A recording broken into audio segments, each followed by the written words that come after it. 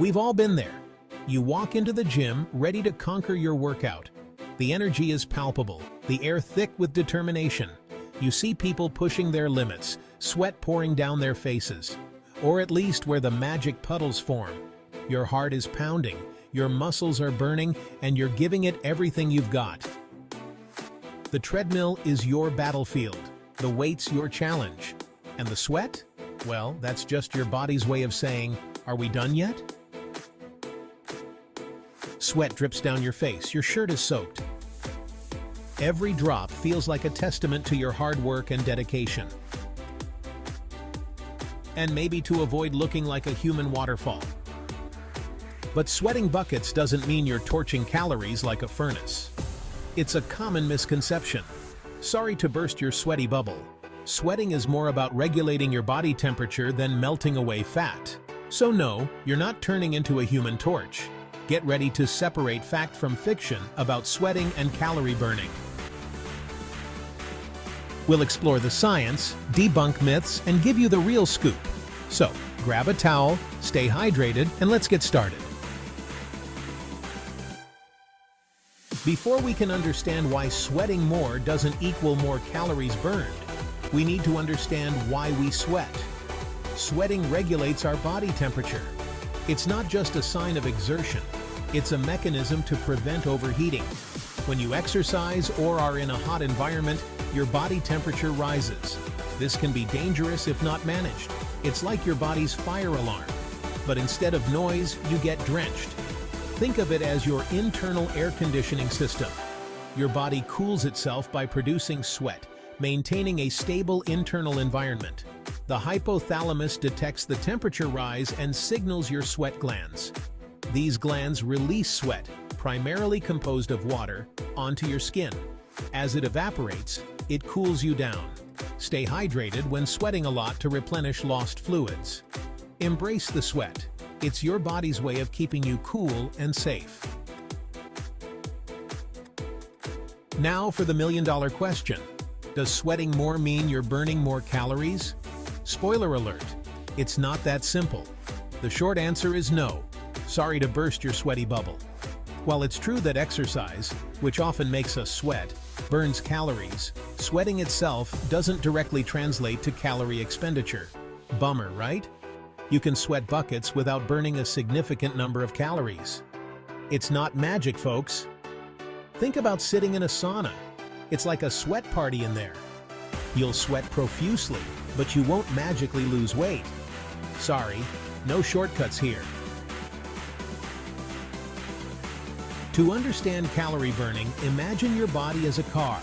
A really fancy one, like a sports car, not your grandma's old station wagon. Just like a car needs fuel to run, your body needs calories to function.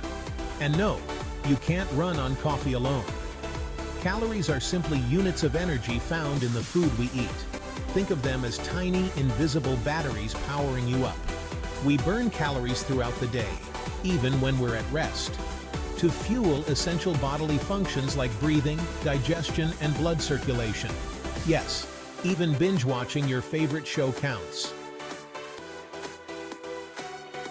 Section 5. Exercise intensity, turning up the heat, or as I like to call it, the sweat like you're running from a bear section.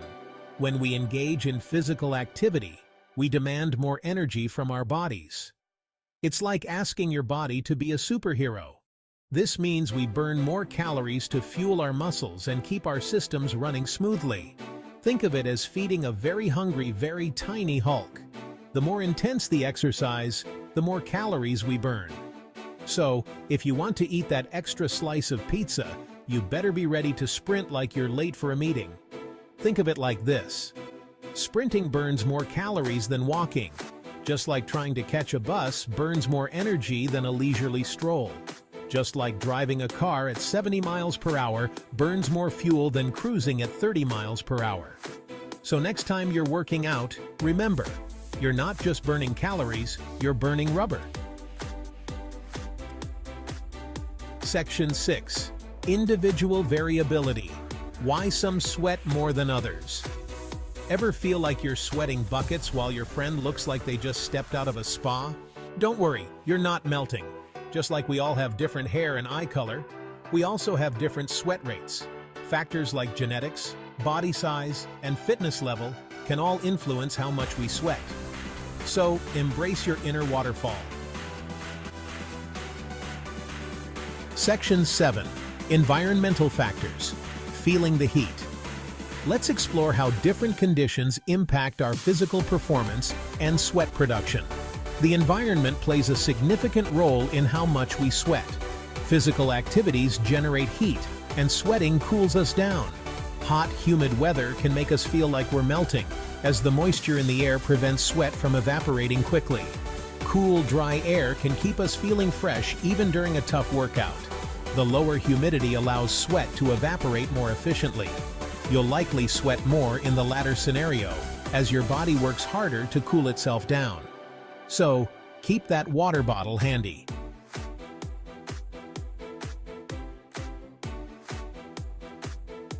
Section 8. Hydration, staying cool under pressure. Speaking of staying cool, let's talk about the importance of hydration, because nobody wants to be a human raisin. When we sweat, we lose not only water, but also electrolytes, essential minerals that help our bodies function properly. Think of them as the secret sauce to your body's smoothie. Staying hydrated is crucial for regulating body temperature and ensuring that our bodies can keep sweating efficiently, because nobody wants to be the person who melts at the gym. When we're dehydrated, our sweat rate can decrease, making it harder for our bodies to cool down. And let's face it, nobody wants to be the hot mess who can't cool down. Section 9. Don't sweat it. It's not a competition. In a world obsessed with fitness trackers and calorie counts, it's easy to get caught up in the numbers game. But remember, you're not auditioning for a role in a sweat-themed action movie. When it comes to sweating, it's important to remember that it's not a competition. No one's handing out trophies for the sweatiest shirt. Some people naturally sweat more than others. Think of it as your body's way of saying, "Hey, I'm working hard here." Some days you'll sweat more than others, and that's perfectly okay.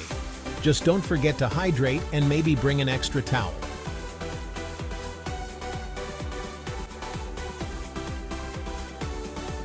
Section 10. Listen to your body. The importance of hydration and rest. Or as I like to call it, the don't be a dehydrated zombie section. Instead of focusing on how much you're sweating, pay attention to how you feel. Because no one wants to be the sweaty mess who faints in the middle of a workout. Thirst is your body's way of saying, "Hey, I need fluids." So listen up. Your body isn't just being dramatic. Make sure to drink plenty of water throughout the day, especially before, during, and after exercise. Think of it as your secret weapon against turning into a raisin. If you're feeling overheated or lightheaded, take a break, find some shade, and rehydrate. Because passing out is not a good look for anyone. Section 11. Conclusion. Embrace the sweat, but don't chase it. So, the next time you're working up a sweat, remember this. Sweating is your body's way of saying, "Hey, I'm working hard here." Embrace the sweat, but don't chase it. You're not in a competition to become a human waterfall. Focus on challenging yourself physically and staying hydrated, because nobody wants to be a raisin. And listening to your body's cues. It's smarter than you think.